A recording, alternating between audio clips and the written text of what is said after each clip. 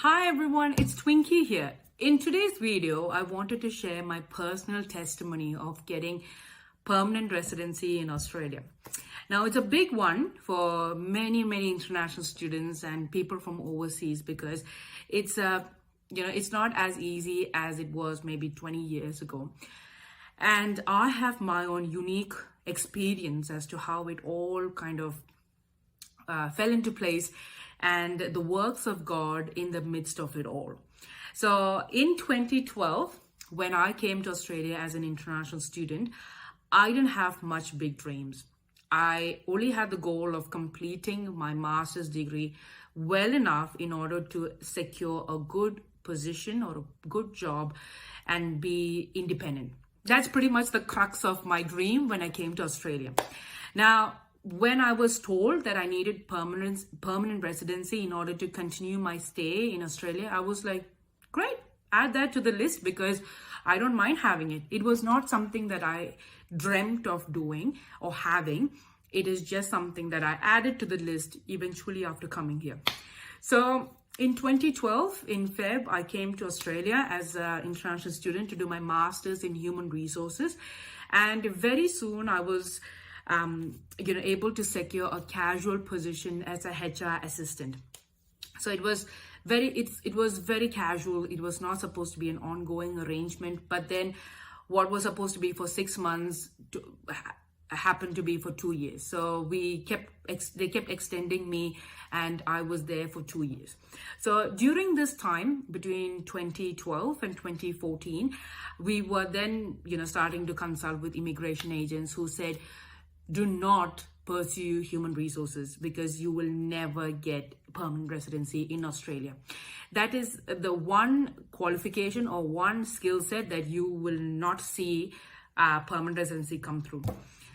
And it was a bit of a hit for me because I love to do human resources. I wanted to pursue that as my career. And now I'm getting experts in the area of immigration telling me that it's not going to work out. So it was a bit of a setback for me because now I'm going against the council of experts who have been doing this for, say, decades. And I had to make a decision as to whether I pursue this further or do I just stop, switch, and pursue another career which was certain to get me permanent residency. So I went into the presence of the Lord. In my prayer time, I really needed the clarity. I wanted to know, what do I do? In a nutshell, I just wanted to know because I was getting counsel which was contrary to what I was hoping to do with my life. So I said in front of the Lord and I'm like, God, you need to give me clarity. What do I do with this? Because I have committed 40,000 Australian dollars to do a master's degree. And if I cannot continue to, get a career in here or, be established in this country, then it's going to be a challenge for me. But anyways, out of all of that prayers and, the conversations, I really felt that deep assurance that God was saying, keep going because he's going to establish me in that career. So it was a bit of a hard way for me to explain to my friends and families that, yeah, I'm going to continue this. I don't have much of a reason to say, but I'll see it at that point in time. Like, I'll deal with it later. So I kind of gave that vague understanding to everybody around me and kept pursuing it, kept working casually, got married in between. And in 2014, when I came back from my wedding in India, I lost my job. They went through the company that I was working through, went through a kind of a restructure, and I was one of the people to go. Anyways, I was able to then apply for another role. I said, okay, let's start a fresh new chapter in my life. And we, myself, my husband and myself, we were applying for jobs because he also had to leave his employer before going for the wedding. And we were applying for jobs and he got a few casual shifts in different organizations. And I was able to get a job which was more of a senior, not senior, but a bit better than the assistant position. I was grateful. I said, thank you, God, for now, making me established in this career, and I can see his grace throughout it all. So we were happy, and we were slowly saving up, and we just wanted to, as newlywed couples, we were just excited with the new phase that we were in.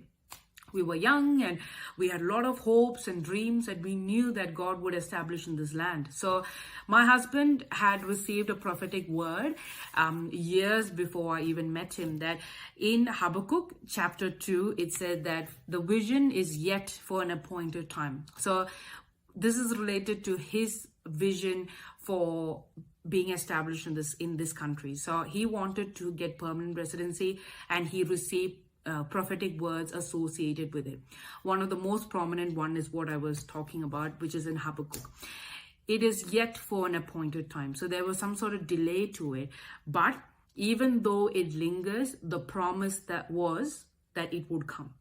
And he held on to it so fiercely. He was so convinced that whatever the situation looks like, if God gave me a promise, and if it is a prophetic thing, it will come. It will come. So he was holding on to this so fiercely.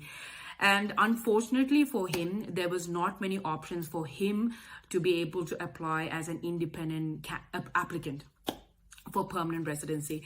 So together we were able to look into options as to where I could be the main applicant and he would be the partner in the picture.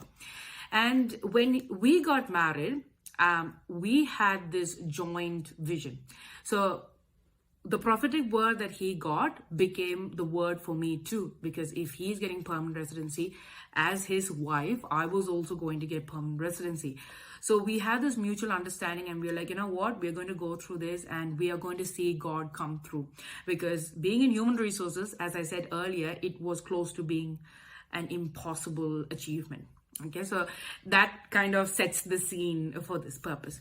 So he had a prophetic word and he wrote it on a paper, he stuck it to the wall, and he knew that he's going to meditate on this till it becomes real inside him. So he wanted it to be, a part of his heart, to say, more specifically.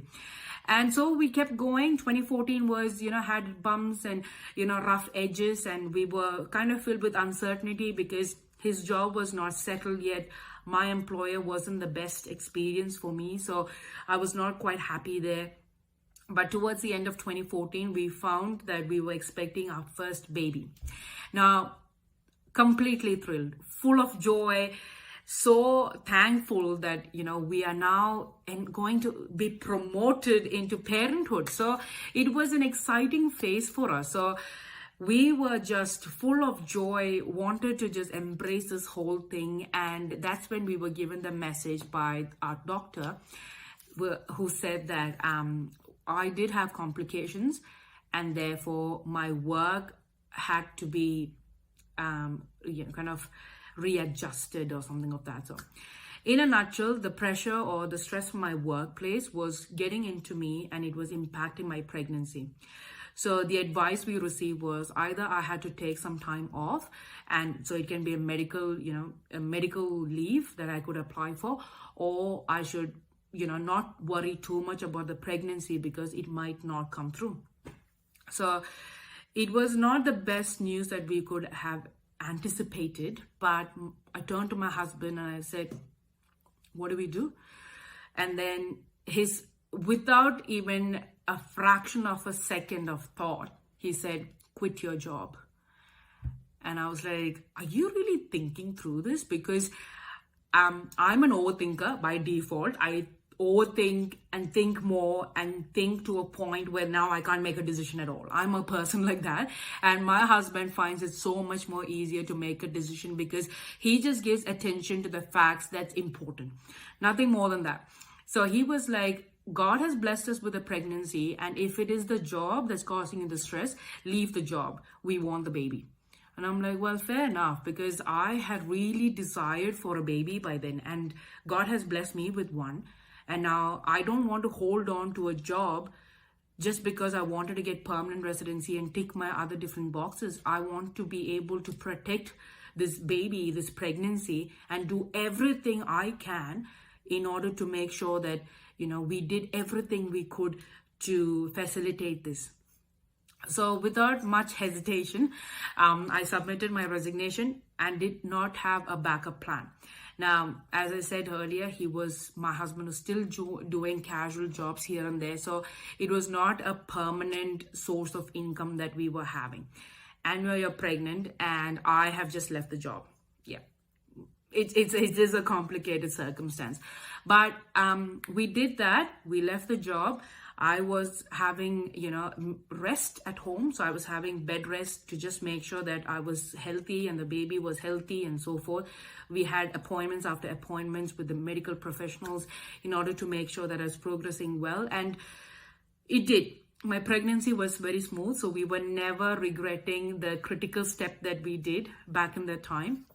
And it just meant that the possibility of me or us getting permanent residency was starting to get slimmer. There were lesser chances of me getting the permanent residency because I didn't have a job to show the currency within the sector. So anyways, in 2015, July, my son was born and he's 7 years old now. It's fascinating to see how much God does in your life. So that promise is in flesh now. And my son is 7 years old, full of joy, full of beans. He's such an amazing little human being that I have. And we never regretted it. We never regretted the sacrifice that we had to go through in order to get there. So we are really grateful that God did this for us. But with that came with a lot of pressures. So once my son was born, a few months passed and my visa had about, few months left on it. And we had to do something about it. So towards November 2015, I started putting in my expression of interest for every single visa subclass that was listed on the Department of Immigration's website. I was just randomly throwing it out there so that if at all, for whatever miracle reason, they accepts it, then that's good. They just, it could be a, human error, but once I get the letter, it's fine. Like, I was just thinking so crazy, and I was applying, getting rejections faster than I could even finish my application. And it was starting to hit me because there's only so much rejection that you can possibly take in a certain period of time. And I was getting both rejection from the Department of Immigration, and at the same time, I was getting rejections from, employers because I didn't have permanent residency. So many of them, wouldn't even call me. And even if they called me, by the time we got to the question of your visa conditions, they're like, sorry, we are not going to progress with this because we're looking for people with permanent residency.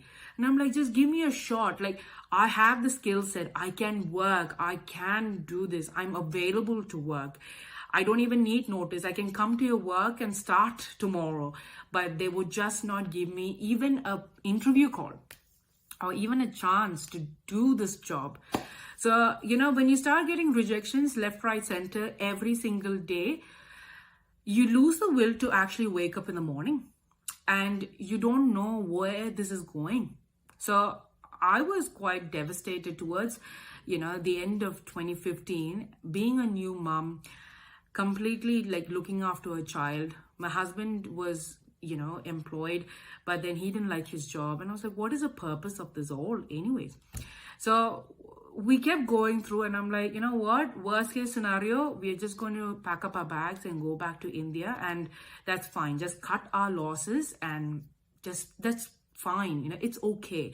Maybe it's for another time, we might come again on another visa, or we can be offshore applicants. I just started cooking up theories in my head and said, that's fine. We're going to work through this. So anyways, in December, I applied again for some subclassifications, and I got an email on the 29th of December. The reason why I specifically remember is because it was after Christmas and most of the government departments are closed. But I got an email on the 29th of December, and it said that one of my expressions of interest for subclass 186, which is employer nominations, was approved. And I'm like, you must be joking. Because I don't have a job. I don't have an employer. I've not really met the eligibility criteria. So I called up the immigration department and I said, you know what? I got this email. Did you make a mistake? Because I don't have a job yet. And the person I contacted looked through the file and said, no, it's been approved. That's true. You have 90 days to go and find an employer who will nominate you. And I'm like, how am I supposed to do that? Like, do you have a list of employers that I can call? And they said, no, it's all over to you. You have to go and find within 90 days. And before the 90th day, your employer should put an application from their end. And I'm like, oh God, I have no idea how I'm going to do this, because I've never even got a proper interview call. I haven't seen a prospective employer for 18 months. How am I supposed to go and get a job where the employer nominates me now? And I'm like, okay, so I call my husband on the job and he's like, well, if you got the approval, it might be the glimmer of hope that something is on the way. And I'm like, yes, maybe he's right. Yeah. So I just needed a kind of hope boost. So I go to the Bible and I'm like, God, I need a promise. I really need a word from you. And that's when I got a word from Ezekiel chapter 12, verses 22 onwards, which in a nutshell, it said, there's no more delay. There is a saying that goes in my head which says, this is for another day. But God was saying that, just get rid of all of those notions and he is going to make it happen. So he was going to fulfill the promise which we had received previously. And that just revived me. And like the way I said in one of my previous videos, like when the hope in your heart is just destroyed, you lose the will to be motivated, to be, your heart feels the pain and kind of, disarms you from doing great things. So this word in Ezekiel chapter 12 kind of resurrected my faith and said, you know what? I'm going to do this. Like, I'm going to not sit back. I am going to power through this, because in 90 days, I'm going to see it happen. It was great, but the first month finishes, 5 weeks, 6 weeks, and I'm still not getting any further advancement. It was still the same. I was still getting rejections, and my strength to make things happen was completely drained. 60 days passed, and we didn't have anything with us to fall back on. Like, we had nothing to say. Quite honestly, we had no prospective employer, we had no jobs, and we were in a rental place which needed us to give them at least 4 weeks notice if we were vacating from the place. Now I'm in the last 4 weeks of my visa, and I didn't know, should I give them notice and let them know that I'm going to be kicked out of the country? Like, will I find myself, my husband, and this tiny little baby that I have sitting in a detention center because we have stayed more than our visa timeline? Like, all these negative thoughts came rushing to my head, and I was like, I'm such a failure. I am such a bad person, because I am failing my son now. I am failing everything. Those people who gave me all of those expert ideas were so true. They were right. I completely lost the plot, and the self-condemnation that I went through at that point was beyond words. It broke me. And my husband was a great encourager. Even to this day, he's such a good encourager for me. And he said, if God has given us a word, it might look the very end. It might look like it's the dead end. It might be beyond the 11th hour, but we just have to keep our hopes high. And I'm like, well, my heart is so broken. I have no capacity to even think of the word hope. Like, what do I hope about? Like, as a mom holding my child in a detention center, that's kind of the reality that I was facing at that point. And I was not sure, should I just sell everything, get enough money to buy tickets to go overseas, just cut my losses and think that was fine and reconcile with this word that I've received? Like, I didn't know what to do. And anyways, we went for a prayer meeting and we were so burdened with this thought. I went to this, the prayer session, and they said, let's just pray and see what the Lord has saying. And during that prayer meeting, I had this vision that I saw. And it was a vision of two large mountains, equal mountains, right in front of me. And from behind the mountain, the sun rose. And as the sun was coming up, both of these mountains just melted away like chocolate in the heat. It just melted away. And I saw this vision and I had no idea what it meant. So I shared it with the group that I had there, and they said, you have two equal challenges at the same time right in front of you. And the sun, so which is, the Son of God, he's going to rise, and he's the one who's going to just, melt it away. He's the one who's going to resolve this right in front of your eyes. And I was like, well, my two mountains are visa, which is tied up with my job, and I need it at the same time. So I've got a tentative approval here, but I need this. And they said, maybe that's what it is. So the vision is giving an assurance that this will come through. And I'm like, I've got 3 weeks left for this thing to come through. And it is asking for such a big change. Anyways, the following week, I got a call from one of my managers in the previous companies that I worked with. And he just gave me a random call. And I was like, wow, it's been 2 years since I spoke to him. So I picked up the phone and I'm like, hi, how are you? And he said, yeah, great. I've been thinking of you the last couple of days and I just couldn't resist it. So I picked up the phone and I'm just calling you. And I'm like, wow, okay. Nice to hear from you. So he's like, yeah, I've just been, constantly reminded of you. It's very unusual, but how are you going? Like, where are you working now? Like, what's happening with you? And I said, well, I'm looking for a job, like, just to cut the chase. I told, I'm looking for a job, but I need this employer who has these eligibility criteria. He listened to me the whole way and he said, Twinkie, can I tell you something crazy? And I said, well, everything sounds crazy for me now. I've got 3 weeks to leave the country. So he said, you know what? The company this is one of the companies I used to work for before, and they had just been recognized as an eligible provider to be put nominations for candidates. And I'm like, I have no idea what you're talking about. And he said, okay, put your CV through, like send your CV. And I'm like, well, are you recruiting? Like, are you looking for a HR person? Because I need to get a job that is such and such title, such and such pay within this timeline. And you should be able to put all of this document by the 30th of March. Can you do all of that? And he said, you know what? Leave it with me. I know what to do. And I was like, okay, good. So within 30 minutes of a conversation, everything just switched around.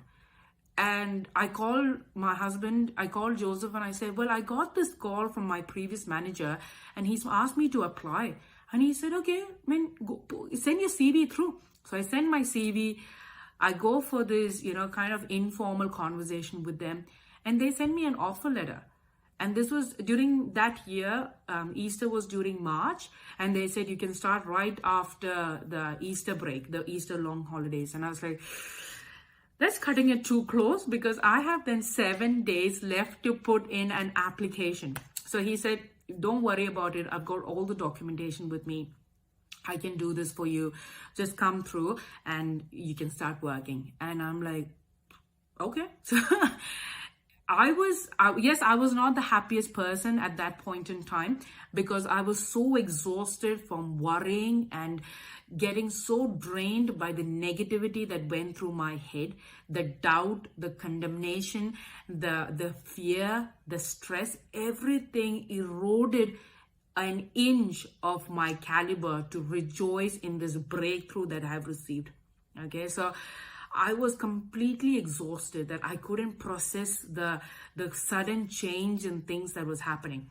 So 7 days before my visa or the timeline was expiring, I started my job, and my manager was somehow so busy with a lot of things that a sudden surge of work that came through that he couldn't put his application from an employer's perspective with the Department of Immigration.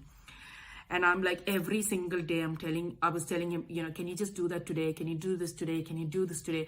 And he said, yes, I will do it. But he got so smashed with work, he couldn't do it.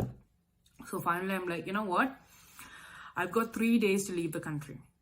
Literally 3 days to leave the country because my visa was expiring on the 2nd of April. And I'm like, we need to do this. So we all went to my office on a Saturday where nobody was working, but my husband, my kid, myself, and my manager, we all went into the office on a Saturday.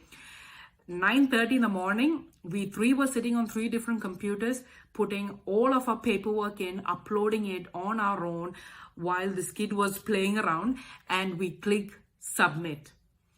3 days before my visa was expiring. As soon as I uploaded it, the sense of relief that came over me was just beyond explanation. I can't even explain how it felt, because it was a sense of liberation, because this was not even the 11th hour. This was beyond the 11th hour. It was 1 minute before 12 o'clock maybe. And we put in the application, and we just logged back in maybe an hour or so later, and the whole of immigration website was down due to maintenance. And we were just blown away as to how close call that was, because the website was scheduled to be under maintenance for about 24 hours, which meant that it would be about Sunday afternoon before we would have been able to put that through. So we were this close to, leaving the country, and we completed that process. Now, after the process was completed, we thought, you know what? The God of the suddenlies, things are going to shift. Because see, I waited for 18 months. Cut me some slack. Give me this visa sooner. Okay. So I was like, well, give me it sooner. But no. 1 month goes, 2 months goes. My paranoia got the best of me. I used to check emails every day, looking whether the application was, something has happened. I call up the immigration department during a spare minute, chase them up, follow them up. I log into my emails or my login with the Department of Immigration, Skill Select, and I would just see, have they done something? Have they done something? For months and months, I did this. And then I'm like, what's the point? Why does it have to drag along so far? Why doesn't God just get someone to pick up my application and process it quickly so that I can have my permanent residency and put an end to this prolonged wait that I've been through? And no, it took me 7 months. So I put it on. And I wanted to make it look like it was a glorious moment when it finally did come through. But I don't really have a story like that. So after all of these months of waiting, in October of that year, so in 2016 October, at around 6:45 in the evening, I get an email which says your permanent residency application has been granted. So you've got the visa. And I would love to say that I was jumping with joy and I was singing praises and glorifying his name, but I didn't do any of that.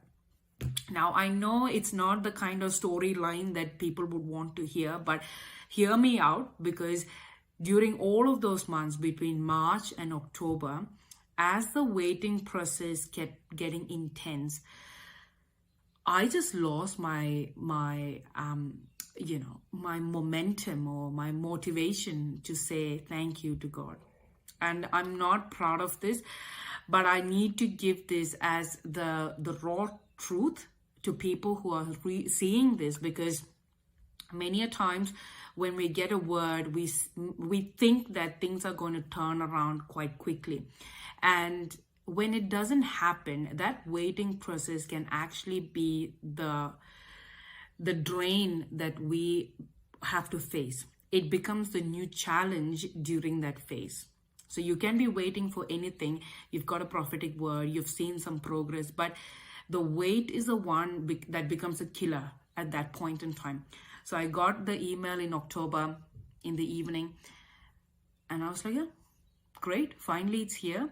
I was so numb with all the worrying, with all the complaining, and with all of the bickering that I did during those months that I had no strength in me to give at least 2 cents worth of praise to my God. I went home, had dinner, and went to bed. That's literally what I did. It might sound so foolish because people generally think that, well, you waited so long, you should be celebrating it, like you should be so thrilled, but I wasn't. I'm not proud of this. As I say, I'm not proud of this, but that's kind of also the message I want to tell people, that it is okay if you find yourself doing that after such a long period of wait. If you find yourself not having the strength to say thank you on the spot, it's fine. Just be aware that it's something that you will need to eventually work on, because having a posture of gratitude is absolutely important to enjoy the fruits of what you have just received. So if you want to enjoy a promise that's been fulfilled, you need to have an attitude of gratefulness. You need to have the gratitude thriving in your heart. Otherwise, it's very hard to appreciate the beauty of what God has done in your life. So in a couple of weeks later, it just hit me so hard that what did I do? Like, I didn't say thank you to him.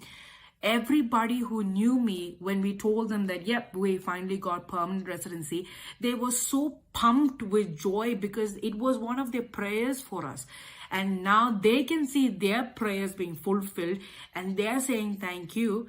But me being the person who received it, I didn't have that kind of joy flowing out of my heart. And it got me thinking, what have I done to myself? Like, why did I let this negativity in my head so much more important than what God has brought through for me? It is a prayer that has been going on for years, and he's made it happen even when it looks so impossible. And I went to his presence and I just had to apologize. I had to repent for the condition of my heart, and I had to get him to say, I just had to get him to heal my heart. Like, seriously, I had to work on my heart. So I'm not going to water it down. I'm not going to change the picture because it is going to be a real challenge for people who are waiting on the promises of the Lord. And permanent residency is one of the examples that I've had, which really brought this problem of my heart outside. And it was exposed because I couldn't relate with the joy that another person was having because of my own internal problem. So that's my testimony of getting permanent residency in Australia. And in 2019, my family, we got Australian citizenship, and we have been established in this land just like the way we got in Habakkuk chapter 2 and Ezekiel chapter 12. So the word, yes, it did linger a little bit. There was a delay in it, but at the end of the day, it did come through. So the word of the Lord, the promises that he gave us, again, he wins. He did come through. He kept his promise. I needed a lot of work, and the encouragement I give for everybody out there who's waiting on a promise is, do not let the waiting be the reason for you to not appreciate the works of the Lord. He is still faithful, and we just need to keep up with that. So test your heart, examine your heart to make sure that you are not losing that posture at any point in time. Because if you do, you're not going to be able to enjoy the outcome at the end of it. It will come. It will surely come. When? It's a surprise. So let's keep holding on to this, and I'll see you another time. Bye.